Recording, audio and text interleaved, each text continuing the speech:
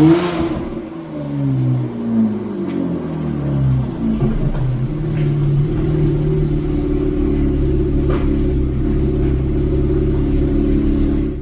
what's going on, everyone? Justin here. Welcome back to my YouTube channel. This is not a dead channel, I assure you. And I know everyone's kind of been anxiously waiting for the S4 project. It's still sitting here idle, but I can promise you that I ordered the last of the parts that I needed for the engine. So hopefully I'll be getting that together within the next month or so. I do have another car I need to finish before that, my old SQ5 that I'm actually going to be selling to a friend, so I got to redo the timing on it. But I did want to do a quick video overview on this project car that I picked up that I didn't think was going to be terribly interesting, but it turned out to be kind of interesting. I actually really like it. So this is a 2015 Mercedes GL450. This is before the facelift. The next year, 2016, is when they went to the GLS450 designation. But this thing's super cool, honestly. I really like it, especially what I paid for it, because it was essentially being scrapped. So I'll give a quick overview of the car, what I had to do to get it running, and then what I'm planning on doing to it basically tonight and the next week or so to finish it up. But you know, basically this thing was picked up because I have a family, I have a new dog. This is another reason why I've been so busy taking care of this one, and that was also kind of the justification for getting a bigger car. Kids, big dog, you know the deal. So anyway, stay tuned, I'll jump right in. All right, so like I mentioned, this is a 2015 Mercedes GL450. It's actually in really good shape.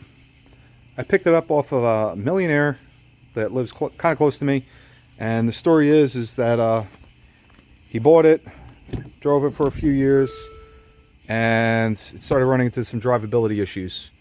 So the timing was messed up, and it's a known issue with these. Basically what happens is the camshaft phasers on this engine, this is an M276.8 engine. The camshaft phasers go bad. When they go bad, you get a cold start rattle. The cold start rattle eventually will push the cam phasers off kilter, and when that happens, the timing goes out. The cams aren't actually bad. It's just that the phaser Hall effect sensor, tone ring if you want to call it that, it just gets shifted out of place. So most people just recommend replacing the cams. You can do that. I tried salvaging the cams, the one cam that was in here. This is the right bank that I had to do the intake cam on, and in the process I think I just messed up the phaser ring, the tone ring or whatever, and so whatever the deal, it wasn't happy. I wound up just getting a new cam, so that was about $1,000. New phaser on this side, new chain tensioners, upper guides on both sides, resealed it, and no more oil leaks. Thing runs great. I still have a cold start rattle on this side, and I do have the phaser to replace, and I'll be doing that obviously before this timing shifts. So that's basically it. It's got under 100,000 miles on it. Shifts great, drives great. There's a drive shaft, I don't know if it's a bearing or something that's bad. It funks a little bit. I thought it was the engine mounts, thought it was the transmission mount. Transmission mount was good. Engine mount seemed to also be good, but I'm going to keep an eye on that. But I also don't like launch the car, so I'm really not that concerned. Anyway, that's kind of it with the car, and then I'll go over what I'm going to be doing with it. All right, and so this is the plan for the car tonight anyway. Now that the engine has been rock solid, I've been driving this thing. I'm getting like 25 miles a gallon mixed. Been very happy with it, but the performance is, you know, decently lackluster. It was meant to be a comfortable car. But I reached out to Eurocharged, struck up a conversation with them, and found out that I can use the C43 AMG tune basically on this same car, since it's the same engine. So it's that M276 engine, same one that's in the C43, but the C43 obviously has better exhaust, better intake, blah, blah, blah. But, you know, the performance is going to be comparable. I think the restriction will probably be with the exhaust more than anything. I looked into cold air intakes. I don't really see the benefit with this application. It's not really going to choke for what I'm looking for, especially at a stage 1. So stage 1 tune, I was able to pull the ECU file. I supplied that to the tuners at Eurocharged, and then I was given access to their server. I said that I'm familiar with tuning cars, and he said, oh, all right, go ahead, do it yourself. Versus, you know, having to schedule a tuning appointment and having them any desk in. I'm just going to kind of do it myself. So that's the plan for tonight. And then I also have my Dragy. So what I'm going to do is I'm going to do a before. So I'll just do, you know, like a light pull. Again, I'm not launching this thing because of that thunk that I hear in the middle of the chassis. So I want to be careful with that. So the metrics will be a little bit off when it's, you know, calculating the times, but that's fine. The whole goal is to see a measurable improvement with some metric. I don't know if it's going to be 30 to 60 or 0 to 60, whatever. But we should see a difference. I'll obviously be able to tell with my butt dyno, but the numbers don't lie. And so that's the goal for tonight. Baseline. I'll run through the tune, and then we'll see what the numbers show. All right, let the car warm up. I'm at my little test strip here, so I'm going to get a baseline. See how she does.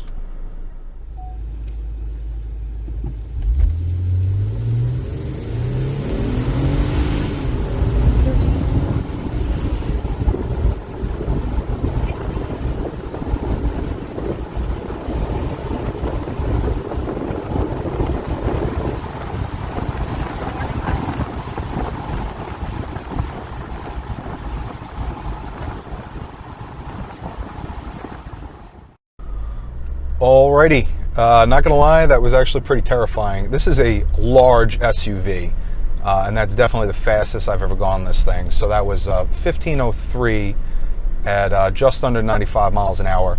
It says invalid time because I think there's about a 50-foot drop, but I don't really care. I'll just do the same exact pull in the same direction after the tune, and we'll see how it does. 0 to 60 time is unimpressive, obviously. I went a little bit easy on it again because of that thump, but look, 15 seconds for something this big, it's really not, it's not terrible. So better than Prius. Maybe not the new Prius, so I shouldn't say that.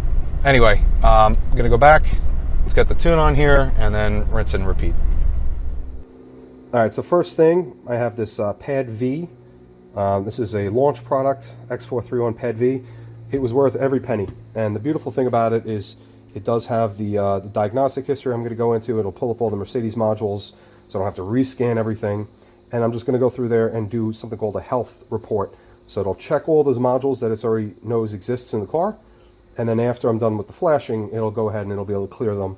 You'll have a lot of errors after you do like an action like this, because the ECU is basically taken out of the equation on the CAN bus, and the other modules tend to freak out a little bit. So definitely worthwhile having something that could scan through all the modules. This doesn't just do the ECU, it does ECU, TCU, the climate control, stereo, everything. So definitely worth it getting something like this. Autel's another competitor, very similar. If you're ever doing coding or flashing, you want a BSU. This is a 50 amp traction model. So this will supply a steady current of 50 amps. So that maintains programming voltage. Programming voltage you definitely want above 12 volts. They recommend above 13.5 typically. It's basically what your car would be with the alternator running. So programming voltage is key. You cannot use just a regular battery charger. That's very risky. This was another investment that I had to make because I've flashed a bunch of cars, and it's just worth the peace of mind so you don't break anything. So far my success rate is 100%. And so that's connected, it's on, it's a little bit noisy. And then if you bring around here, I got my laptop. So this is Verstand is the software that's loaded for Mercedes. This is what Eurocharged uses for their programming. And if I do read ID, you can see that I have communication with the ECU. So that's it. Programming voltage. I have something to clear all the codes after I'm done flashing, and obviously I have something that's going to flash it. Car is on, so I'm going to go ahead and load the calibration file and flash it. There's really only a few options in this software. There was read ID, which basically establishes a connection. There's read, which is going to do exactly that. It's going to read from the ECU. That file that I got, it was an SRZ file. I supplied that to the tuner. Tuner then modified it, and now I'm going to be writing it. That was the other option here. And then you could read DTCs and clear DTCs. But again, I'm going to use my my launch to do that. So I already read, supplied it, and now I'm going to be writing. All right, so I'm about halfway through flashing already. Basically, this is my laptop. I didn't mention that this is on AC power. You don't want to run this on battery in case you had any issues. And I'm getting all sorts of scary Christmas lights. That's all par for the course when you're flashing an ECU. You'll get a bunch of errors while it's flashing. So it looks like it erased the block, Now it's writing, and it's about a minute and a half in. Okay, I don't know if you could read that, but it says flashing is done. Please turn the key to the off position. So I'm gonna key off, hit OK. Successfully flashed. And that's it. 2 minutes, 17 seconds. Now it's time to get my launch. Alrighty, so I have the launch connected. I'm going to go ahead and do the health report. Ignition is on. And like I said, they had 49 modules that it had detected when it did the last scan. And so it's going to go through each and every one of them and then allow you to basically clear it. You get a clean slate, and then you're going to observe for any new errors. So I'm going to let this run through.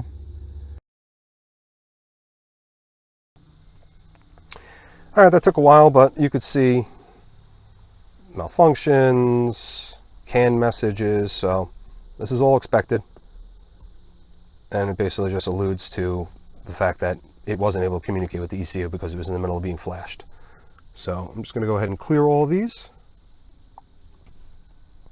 And then it should come back with a clean bill of health, and we'll do the next step.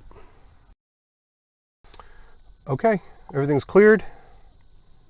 This one I still haven't figured out. My garage door opener isn't working, but I'm obviously going to ignore that. It's nothing critical. This is the other thing I always recommend after you flash an ECU. It's different for every car, but basically you go into the ECU and you want to clear the adaptation values. So I'm not too sure where it is in here. It might be under special function. And so you want to always clear this and reset to the baseline and then let it relearn with the new flash. So yeah, you can see here, reset of mixture, adaptation value. So I'm going to reset that. Following functions are performed, F3, resetting of values.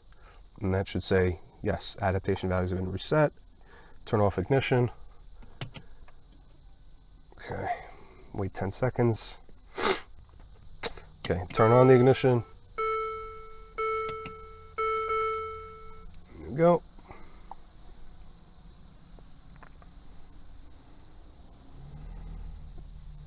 Okay. Yeah, that's it. Mixture adaptation values, that's really the only one I want to do. Okay. I think we're in good shape. Time to drive. All right, and then actually, before I leave my driveway, I did bring my tablet along. I'm doing a data stream read. So I'm going to be graphing out intake air temp, manifold pressure, and then the pressure sensors on both the left and right bank after the turbo. So I'll know what the charge is going in, basically the air pressure going in, and then what's coming out of the turbos. Most importantly, I just want to see an increase in the boost pressure, obviously, and I also want to make sure it's equal across both banks, not that one of the turbos is underperforming. I should have done that before. I did do a baseline with the boost pressure overall, but I didn't measure it per bank. Anyway, I don't think that's going to change after the tune, but the overall boost should. And so that's one of the things I'm going to be graphing out. I'll record it, and then I'll compare it with the previous samples. All right, something seems to have changed because the car definitely didn't pull like this. So it's definitely pulling harder. I don't have any metrics. This is just the butt dyno. We'll have to see what that actually translates to with the quarter mile time. But I definitely feel a difference now. Up top. Down low, I'm going to try manual mode, so I'm going to go in first gear, and I'll rev it out a little bit. But the pulling up top is definitely noticeable. Alright, so this is an M1.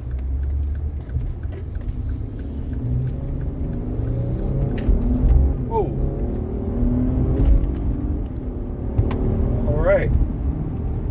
Alright. Yeah. I even knocked my launch out of the diagnostic port. Alright, it's definitely... I don't have any metrics on that. I wasn't recording. But it's boosting higher, man. And harder. Okay, so that's good. It looks like the tune worked anyway. So now I'm going to go find my little strip. And then we can put this to the test. I'll be back.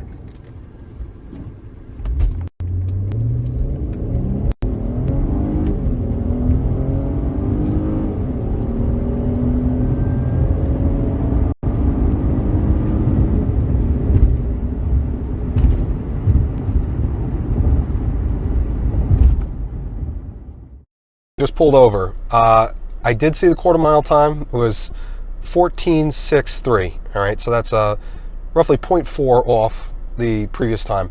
Look, it's not the same road, but the actual first pull was on a downward slope. I think it was 1.5 degrees, so that would have yielded a little bit faster just because of the slope. Minor, but it matters. But the same type of launch, I was like mildly aggressive with stabbing the throttle. Didn't launch it, didn't brake boost or any of that, so I tried to mimic it as best as I could, and it shaved off 0.4. Look, if I did back-to-back pulls with the stock tune, these cars are supposed to get 14.4. But 0.4, not launching it, I think that's pretty respectable. And that does prove that it is a little bit faster. So they quantified that. Also, I'll dive deeper into this once I get back to the house. But logging, I can see the boost went up to 20 pounds. So that's a significant improvement over the stock pressure, which I think was around 13. So I'll do a little comparison in a little bit. Maybe I'll just download the CSVs, throw them into ChatGPT, and then have it do a comparison. So I'll save that for once I get back to the house. But so far, I'm having a little bit of fun. You know, for a daily driver, again, I just want a little bit more power, a little bit more responsiveness, and it definitely feels that way, especially in manual mode. There's no sport mode in this car, so I guess manual mode's the best you're going to get. But definitely a little bit more tossable, a little bit more fun. So I'm happy. Is it worth the money I spent? Yeah. But you know what? It's a fun car at this point, so I'm okay. All right, anyway, I'll get back and I'll start to dig into this data. All right, and so now on to the analysis portion of this. This is the numbers crunching I kind of like. What I did is I just exported the recorded data of a stock run and of a tuned run. And I was looking for boost, intake air temperature, and manifold pressure as the three metrics I was gathering because I want to see what heat soak is going to look like and then what boost target is going to be. I would expect the boost to come on sooner with the tune and higher, obviously. IATs will naturally go up due to physics of compressed air, and so I wanted to keep an eye on IATs as well. If IATs get too high, then I'll start to pull timing. And so did a stock pull, recorded the data, did a tune pull, recorded that data, and then I also imported the Dragy files. So here's my prompt that I did here in Gemini, and I basically just asked it to do a comparison between the two. You can see the stock log here. This is from basically last month, and then here's the tuned one. There's a comparison chart down here, and you can see I'm getting roughly 5.31 psi increase with the tune. So 5 to 5.5 has sustained wide open throttle boost. That's great. Idle off idle looks like the baseline vacuum is unchanged, which is good. We wouldn't expect that to change. And then peak intake air temp, it's obviously doing a higher IAT with the higher boost. So that's all expected. And so here's a little breakdown. It's saying tune is holding higher, extra 5 psi sustained boost is what's going to be contributing to that. Ramp up, this is good as well. It shows that the tune shows a steeper pressure rise upon hitting wide open throttle, so it's getting more rapid. That's because it's keeping the electronic boost controller closed for a longer period of time, again to achieve that target faster. And so it's not pulling the boost at all, it's holding, which is good. So it looks like from like a holistic system charge piping analysis, like there's no leaks, there's no boost leaks, turbos are healthy. So that's all good. No weird smoke, no weird smells or anything after the runs either, which is all great things since this is a daily. So that's good. And it's basically just making a recommendation here, keeping an eye on heat soak. If I wanted to get crazy, I could put in a bigger intercooler. This does use a air to water intercooler that's right on the front of the engine. I don't know what the limitations are with that. I don't know what the C43 AMG might offer, or maybe the higher end offerings that use this engine, what components they might use. This is not meant to be a performance-oriented SUV, and so there might be some kind of benefits there if I maybe upgraded the intercooler. So that's the recommendations here. And then with Dragy, I took the two files. You can see two files that I uploaded. This is the 4631, and then here's your 15031 from the other day, or from yesterday. And then I basically just prompted it, add that to the equation, and it gives you a little breakdown here as well. So here's your chart. So it shows 0 to 60 is 0.37 faster. So that's cool. My 60-foot time is nearly identical. So that's awesome. So that basically says that the launch, that lazy launch, again, not boost, launching it with boost or whatever, brake boosting, whatever, I'm not doing that. This is just a regular stomping on the gas, nearly identical, 0.02 seconds, that's great. So this is very, very close comparison is basically the point there. So 330 foot faster, 1/8 faster. Everything is faster across the board. Quarter mile time, as you can see, 0.4 seconds faster. I'm also running at slightly higher elevation with the tuned run, which is kind of negligible. All right, and so here's your little breakdown. It says dropping 0.4 of a second off of 5300 SUP is a noticeable jump. This is contributed to the 5 psi boost. And the trap speed is not noticeably faster, only 3.82 miles. That's because of the size of this thing. It's got a huge frontal area. Obviously, it's going to be a lot of wind resistance there, and then I'm also probably getting heat soak. But it says here that it is a 5.3 psi increase that pulls 0.37 faster in the 0 to 60, and 0.4 seconds faster through the quarter mile.